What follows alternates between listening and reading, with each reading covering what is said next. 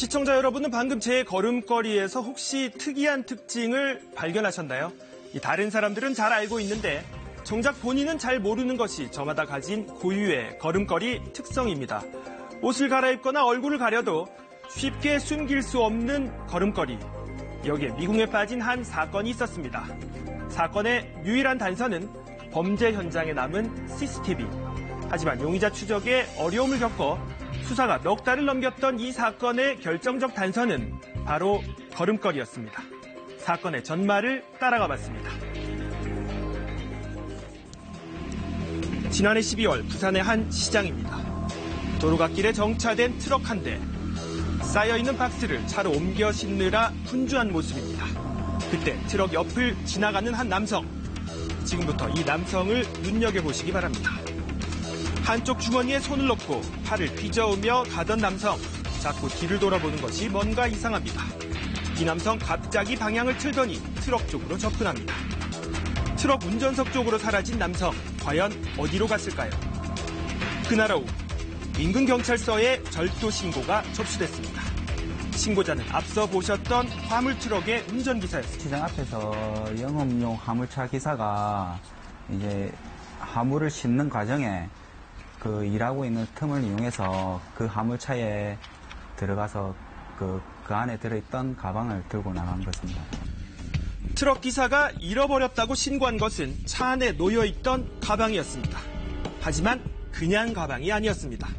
안에는 무려 7,800만 원 상당의 현금이 들어있었습니다. 트럭 기사가 낡은 트럭을 바꾸기 위해 5년 동안 모은 돈이 갑자기 사라진 것입니다. 많이 절망적이었죠. 못 잡을 수도 있겠다는 생각도 들었고 많이 힘들었죠. 피해자가 화물차 영업을 하는 기사인데 화물차를 이제 바꿀 때가 됐는데 그게 금매로 나오는 경우가 많아서 금매를 빨리 잡을 수 있으려면 현금을 항상 소지하고 있어야 됐었기 때문에 그때 이제 차를 바꾸기 위해서 계속 보관하고 있었다고.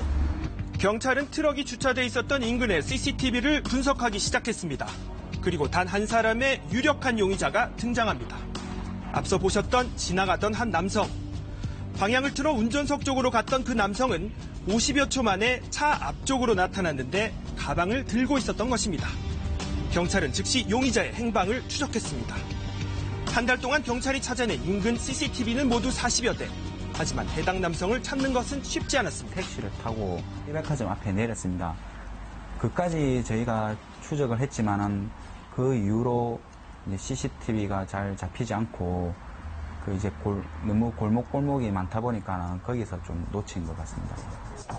바뀐 인상착의에다 CCTV인 탓에 얼굴을 확인하기란 더욱 쉽지 않았습니다. 이때 하나의 단서라도 확보하기 위해 끊임없이 CCTV를 돌려보던 경찰의 눈에 포착된 게 있었습니다. 바로 남성의 걸음걸이입니다. 자세가 앞으로 좀 목이 앞으로 좀 구부러졌대. 어깨가 구부러진 상태에서 걷는 사람인데. 하지만 넉 달 넘게 이어진 수사에도 용의자의 소재는 파악되지 않았고 사건은 결국 미궁에 빠져버렸습니다. 그러던 지난 17일 넉 달 넘게 용의자를 추적해왔던 홍 경사가 퇴근하던 길 한 남성이 포착됐습니다. 저는 이제 저쪽으로 가고 있었고 상대방은 이제 이쪽으로 오고 있었습니다. 우연히 딱 마주쳤는데 비슷한 생각이 들어서 구부정한 걸음으로 지나가던 남성을 보는 순간 CCTV 속 용의자의 모습이 떠올랐습니다. 범행 당일과 다른 옷차림을 하고 있었지만 검은색 가방을 들고 있는 남성의 걸음걸이만큼은 똑같았습니다. 그때 CCTV를 저희가 워낙 많이 본 상태라 그 사람의 얼굴이라든지 인상착의, 걸음걸이가 워낙 비슷해서 그 모습이 딱 떠올랐습니다. 경찰은 곧바로 동료 경찰관을 호출했고 100여 미터를 따라간 뒤 해당 남성을 불심 검문합니다. 가방을 보여달라는 경찰에게 남성은 범행 사실을 시인했습니다. 가방 안에 현금 5만 원짜리가 한 몇 다발 정도 들어있었는데 나중에 확인해 보니까 이제 범행 후 쓰다 남은 한 6,300만 원 정도가 안에 들어있었습니다. 예. 많이 고마웠죠. 바로 생각했을 만큼 그만큼 신경 써서 이게 실시하는 일이잖아요. 일정한 거주지 없이 모텔과 찜질방을 전전하며 완전 범죄를 꿈꿨던 남성은 결국 자신의 걸음걸이에 덜미를 잡힌 것입니다. 특유의 걸음걸이가 사건 해결에 결정적 역할을 한 사건은 지난 1월에도 있었습니다. 서울의 한 지하상가.